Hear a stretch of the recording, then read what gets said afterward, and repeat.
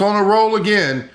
Trump just discharged over 8,000 active military trans individuals. He also discharged over 6,000 trans members that were in the reserves.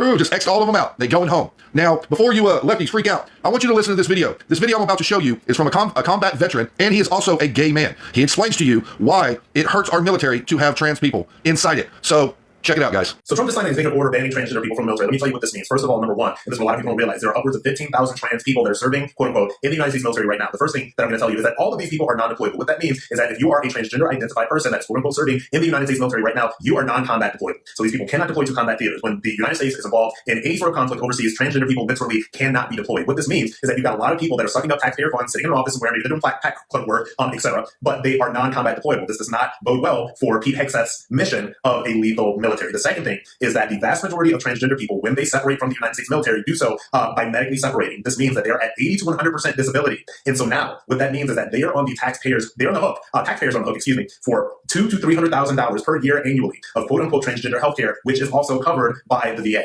So every single transgender person that separates from the military via medical discharge is covered by the VA for their hormones or their whatever it is that the trans person is on. That is covered by the VA because they are medically separated. This costs American taxpayers to the tune of upwards of 6 figures per person. All right. Third of all, gender dysphoria is a documented mental illness, which means that we have these people that are not only non-combat deployable, they are also costing the U.S. taxpayer $100,000 plus per year for their healthcare, and they also have a documented mental health condition. This is why Trump has signed or is about to sign the executive order banning transgender people from the military, because the military is not a medical experiment. Taxpayers should not be footing the bill for this. And also, on a personal note, if you know anything about my history, I'm a gay soldier, I'm a gay veteran. I actually protested 2 international law that banned gay and lesbian soldiers from serving openly. Trans got sort of added to that at the last minute. And I will not say who this person is, but I was involved in liberal activism with more than one trans-identified soldier back in the day. And what I will tell you, and again, I'm not going to say this person's name, but the receipts are all out there on the internet. This is one of the most mentally unstable people I have ever dealt with in my entire life. And the thought of sharing a military combat unit with somebody, and this was a quote-unquote transgender woman, somebody that was this unstable, gives me a lot of pause, and even gave me pause back then. So when you think about the fact that Trump is banning trans from the military, I want you to think about those facts. Okay, Trump's on a roll again.